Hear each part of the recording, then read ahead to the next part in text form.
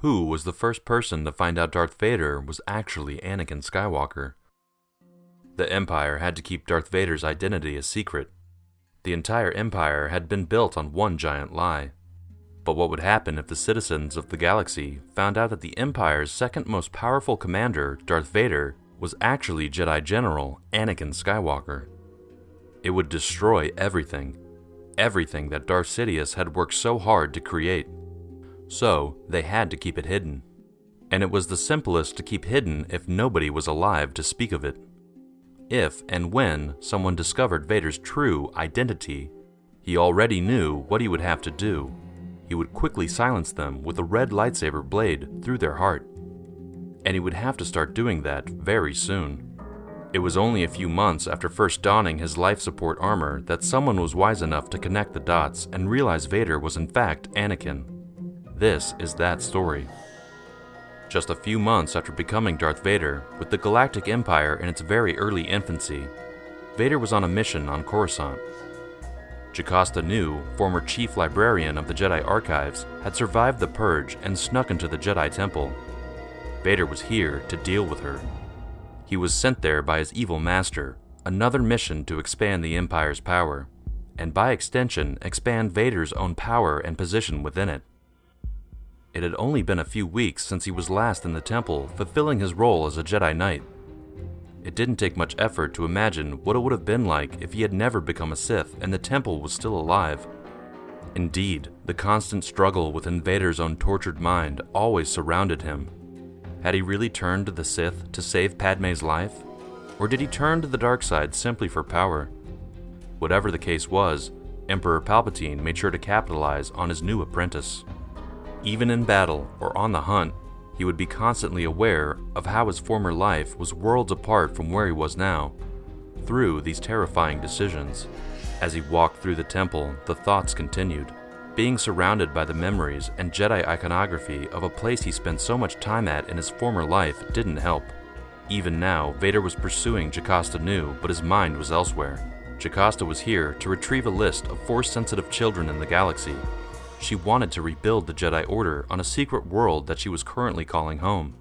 If she could manage to get her hands on the list of Force-sensitive children, she'd be able to do just that. Vader wandered through the temple, looking for her, hunting her. He called for her as he searched. He tried to make her lose hope. Perhaps he could succeed. Master Nu, you have nowhere to go. I will not harm you. Surrender. But Nu was too invested, and as a result, too powerful within the Force to let this affect her. Unlike Vader, her spirit was strong, and she didn't crave powers beyond her reach, as she knew what it would lead to, something Vader was a victim of. Vader's persistence eventually paid off. He was getting closer. Vader entered a room, and thought he had managed to track Jocasta down. He ignited his lightsaber and stepped through the doorway, but he was caught off guard. As Vader readied a crushing blow on the revered Jedi Master, his attention was suddenly swayed by an unknown robotic voice. Hello, bioscans indicate match to Jedi Master Anakin Skywalker. It was a Guardian droid. Vader hadn't heard that name in a long time. The droid couldn't recognize the importance of this moment. It was simply carrying out a computer-generated program for assisting library patrons. But it was the service droid's next statement that really drove Vader to lose his attention. My apologies, Master Skywalker, but your presence in this vault is not authorized. Was this droid simply a relic of the past? Had its wiring been rerouted? This would of course been answered and explained to Vader if he hadn't, as usual, let his anger get the better of him. He launched his lightsaber right at the droid, as it was explaining the new jurisdiction just implemented by Nu throughout the temple. But this wasn't the end of the unsolicited interaction. The droid seemed to have more etiquette functions under its belt. As its arm whipped out to catch Vader's saber mid-air, it reiterated its point. I am the Guardian Protector of one of the most sensitive areas of the Jedi Temple, programmed to defend against any and all threats to its security. Of course, that includes techniques related to saber attacks. Its programming was strict, and Skywalker wasn't allowed in. It continued to anger Vader in more ways than one. This constant reminder of his status alluded to the worst memories of the temple that he held from his previous life.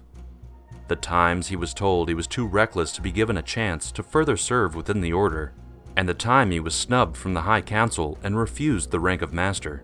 Again, though in new skin with a new life, he was still denied by the same people.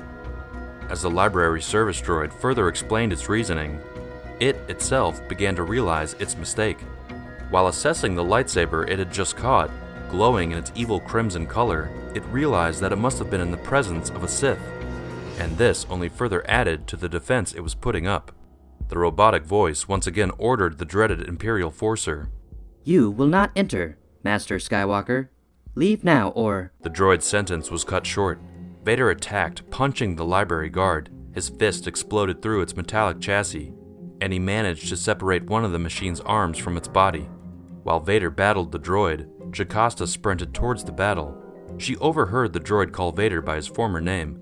As she raced through the winding hallways, once a hallowed seat of the Jedi Order, her mind raced. Skywalker, oh my, this is very, very bad.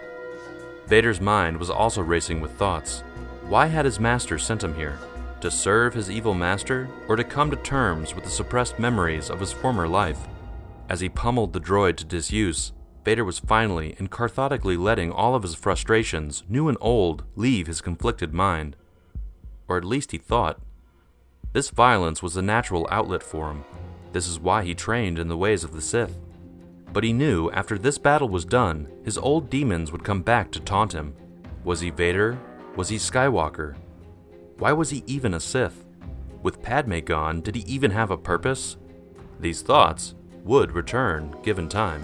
Yet, this exceedingly rare event, a Sith facing an existential crisis in the former Jedi Temple, was also meddling with Jocasta's mind, as she desperately searched for where Skywalker and the droid were battling. While the droid distracted Vader, she tried to find an ancient Jedi weapon, a kyber crystal blaster powerful enough to bore a hole through a mountain. Searching, she cursed herself, not remembering where she had put it. Jocasta, you're an archivist. This is in your element. Find it, you fool! All the while, Vader continued to let his anger escape by brutally destroying the service droid. Its crushed body lying on the ground, the soon-to-be Sith had carried out a vengeance far beyond what the altercation called for. It was indicative of his mental state in a very large way. In their entire altercation, the droid embodied the source of all of Vader's anger, one of the main reasons he fell to the dark side. The refusals from the High Council, the feeling of unworthiness, the wasted potential within the Order, set off by a simple mention of his former name. Vader realized all of his demons at once, and he was all the more violent for it. So when Jocasta eventually secured the powerful weapon to end Vader's life, he was more than ready for another fight. Because Jocasta represented a whole new level of pain and suffering for him that he was ready to get rid of. Vader allowed Jocasta to fire at him freely, and he even swore that he wouldn't harm the old librarian. Even though he had devoted himself to the Sith, he would keep her alive, perhaps out of mercy, or perhaps out of a desire for a hidden knowledge she held as chief librarian. Jocasta would eventually out Vader as Anakin Skywalker, and in that moment, he knew that she was too dangerous to keep alive. He killed her, reporting her death as an accident back to the Emperor. These constant reminders of his former life were inescapable. His master's insistence on implementing Vader in these situations was only amplifying that and worsening Vader's mental state, which, sadistically, was the Emperor's plan all along.